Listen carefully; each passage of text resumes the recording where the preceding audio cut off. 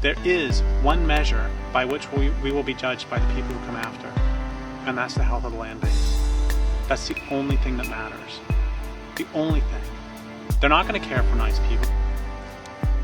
They will care that they have water to drink, and that they have food to eat, and and they're not being poisoned, and that the planet hasn't gone to runaway global warming. That is what matters.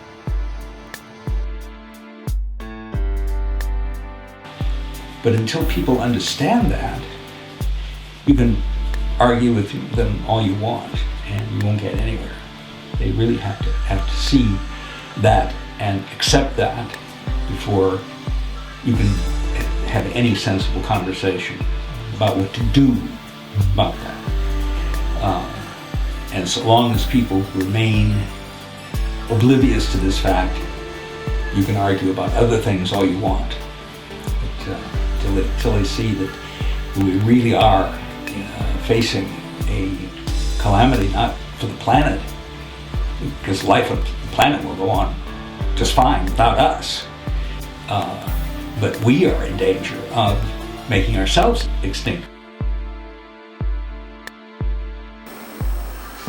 It's very hard to imagine what a long-term future is going to be like for architecture, what the long-term plans. We can look to 2,000 years ago, but the game is completely different. All the rules have changed. The resources are different. It's impossible to know how we're going to be living on this planet, if at all, in 100 years, 200 years, or 300 years. The industrial experience was a story with a beginning, a middle, and an end. It was a narrative. It wasn't just something that is established and then goes on forever.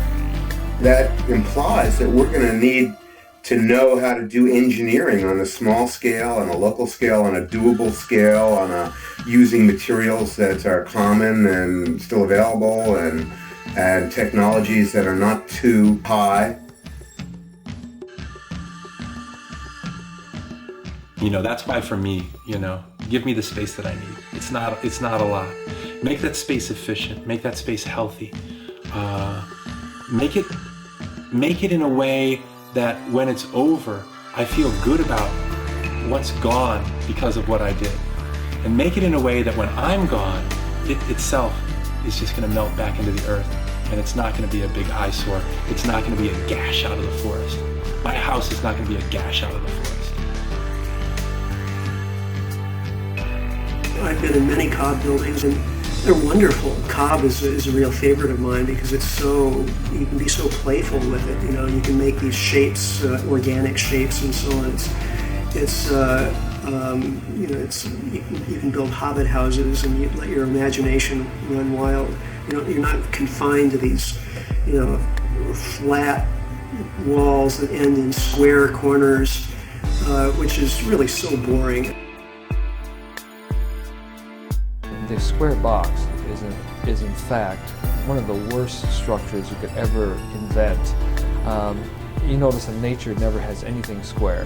There's a reason for that, because probably if there was anything square ever in the 5 billion years history of nature, it would lasted maybe a minute, because the square box is probably, from my research, the most inefficient, ineffective shape in the universe. We need to reinvent these ideas around sheltering ourselves such that it allows us to enhance community, because in the energy scarce future, the real social security will be being on good terms with your neighbors. So we need to figure out how our living arrangement can support that, can support us being on good terms with our neighbors, being friends, being there, showing up for other people who live near us. Is it possible to offer people a different cultural paradigm? What's really important to us is our relationships with the people around us, our relationship with the place that we live, our relationship with the stuff in our lives that we eat, that we clothe ourselves with, that we build with. By focusing on those relationships I think there's a positive ripple effect that will lead out into the rest of the world.